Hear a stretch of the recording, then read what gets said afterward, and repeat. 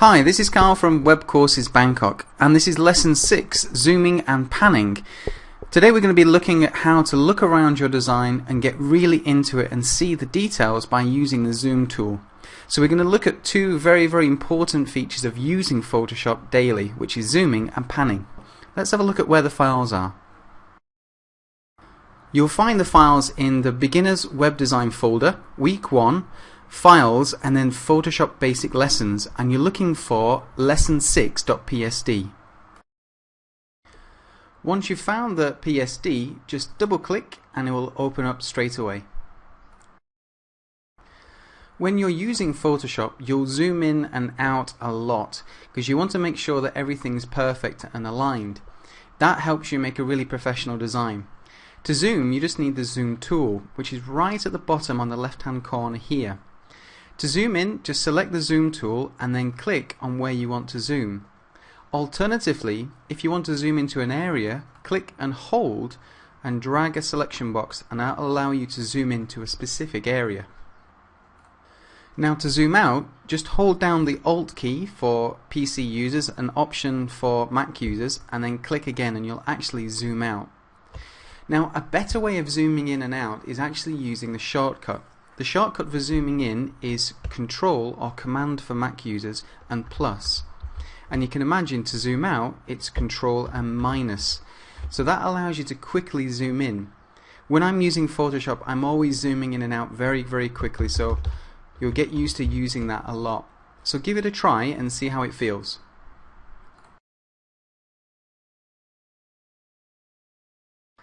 Okay, so now you're used to zooming in and out, it's time for a little bit of a test. I've done a little exercise that's essentially spot the difference. So we've got two pictures, one on the left and one on the right, and they're obviously different. By zooming in, we can have a look at the fine details and have a look at exactly what's different. So give it a few minutes and have a go at seeing if you can spot all the differences.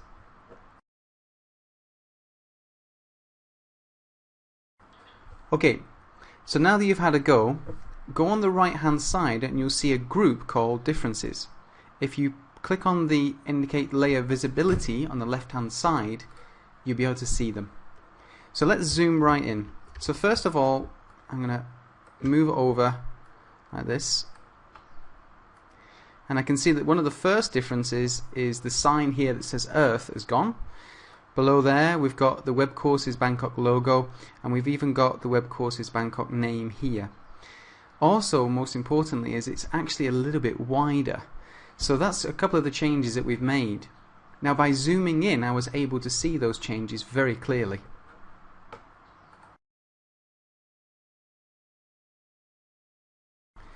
Okay, when you're zoomed in, it's sometimes a bit of a pain to use the scroll bars on the right hand side to move everything around. It's not very fast, and you have to spend a little bit of time moving your mouse over and using the scroll bars. So a better way of doing this is using the pan effect or the hand tool. Now the hand tool itself is on the left hand side here, but I very rarely use the toolbar for this because there's a very easy shortcut, and the shortcut is holding down space. So just hold down space and you're actually able to pull your design around, so you can actually look at the details around it. Again, I can zoom right in, move around a little bit, check it, zoom out again, holding down space and move around. So try that yourself. Try holding down space when you're zoomed in and move around the design, and you'll find it much easier. I always imagine it like having a piece of paper on the table and moving that piece of paper around to be able to see what's on it a little bit better.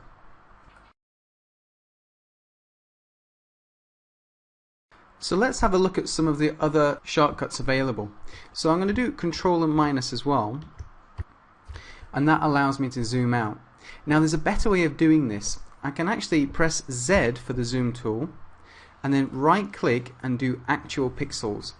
Now this is very handy because it actually shows you your design at 100%. So I'm going to click on that now, and I can see that this is exactly how it would look on a screen.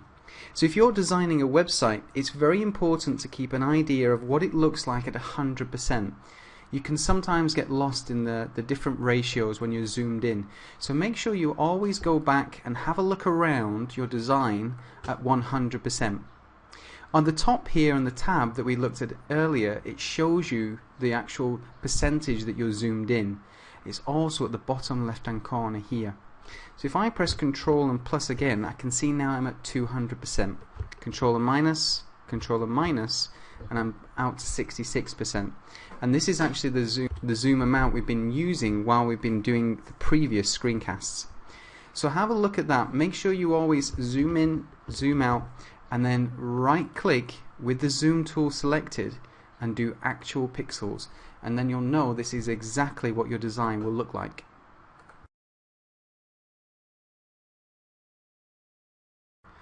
Great, so that's zooming and panning.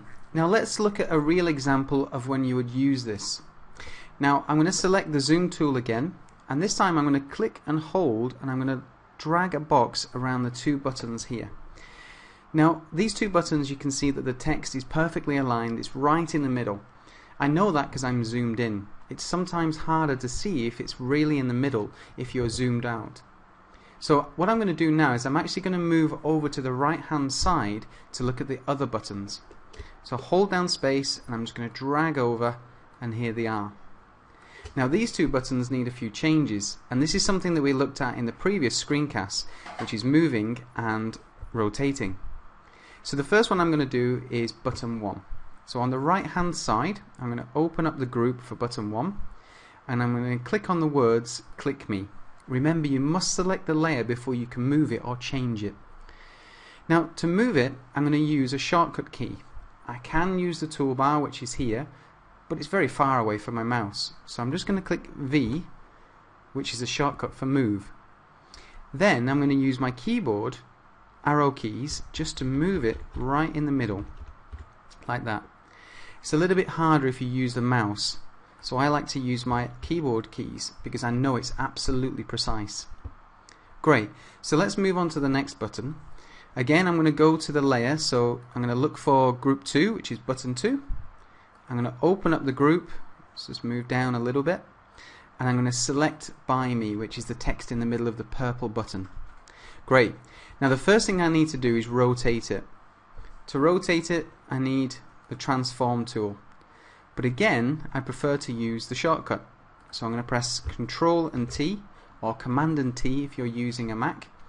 Now I don't want to go and try and do this myself. I want a little bit of help changing the direction of this. So I'm going to hold down Shift. Holding down Shift, and I'm going to drag to the left, and there we go, perfectly in line.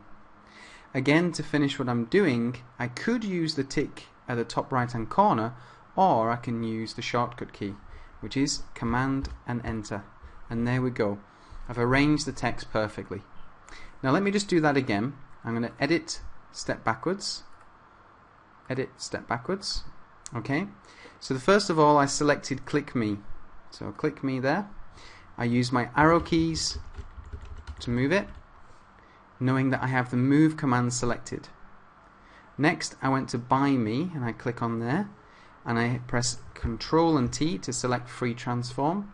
I held down Shift, and then I dragged the text to the left just to make it in line. Press Command and Enter, or Control and Enter to finish, and there we're done.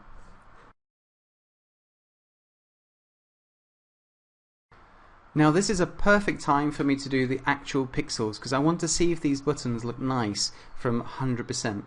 So again, shortcut key, which is Z, and I'm selecting this tool at the bottom here on the toolbar. Right click and actual pixels, and I can see that those two buttons look perfect now. So we're ready to move on to our navigation bar.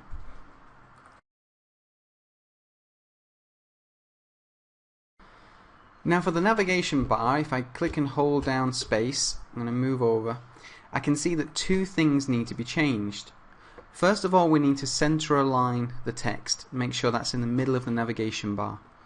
And then this arrow here represents how big the navigation bar needs to be. So we can see actually here that the navigation bar isn't quite as wide as we need it. Now to do this, I want a little bit more help, so I'm going to use the grid. So I'm going to go to View, Show, and then Grid. Now you'll see on this example, on this PSD, I've made the navigation bar in line with the grid just to help us actually align it properly. So again, I need to select the layer that I want to change. So I'm going to look down for navigation bar, and I'm going to look for Home, About and Portfolio, which is a text layer. Now, like I said before, I always like to do things very precisely, so I'm going to use the move command again by pressing V, and then I'm going to use my arrow keys on my keyboard to move the text down a little bit so it's right in the middle, and I'm going to move it. Oh, I can't quite see it. I think I need to zoom in. So Command and plus, and then I'm going to drag down just so I can see the home. Now it looks like I need to move this up just a little bit. Perfect.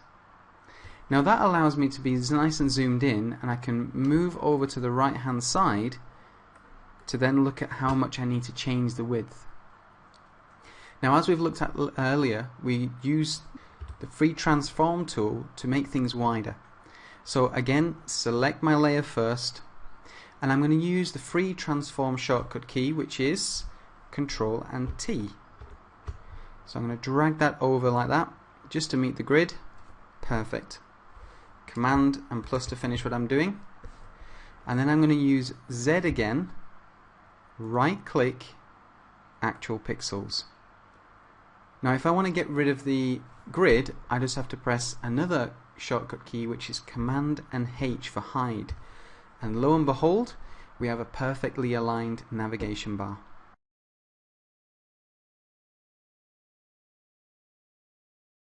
So let's just do that one more time.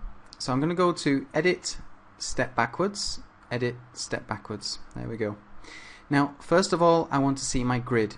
So I'm going to go to View, Show, and then Grid.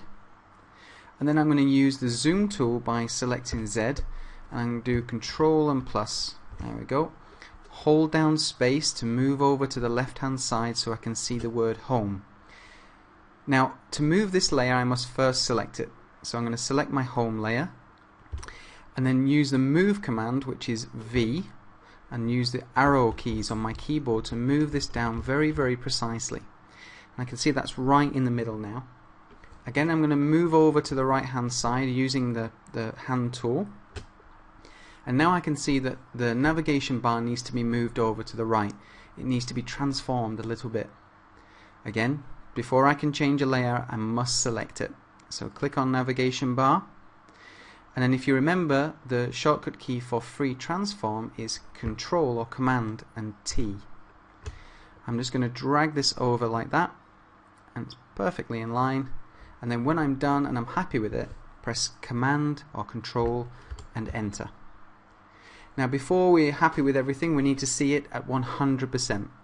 So again, back to my zoom tool with Z, right click, actual pixels, looking good already, but still I want to see it without this messy grid, so I'm going to do Control and H, Command and H if you're using a Mac, and look at that, it's perfect, it's lovely. So you can see how important it is to have the zoom and pan tool, and if you get used to using that tool very naturally, it will really speed up the way that you use Photoshop. So that's everything for zooming and panning. I hope you'll be able to use that and use it effectively when you're designing your websites. Next in the series, we're going to be looking at shapes and custom shapes. If you want any more information on our courses or our screencasts, please go to www.webcoursesbangkok.com. Thanks for watching. Bye.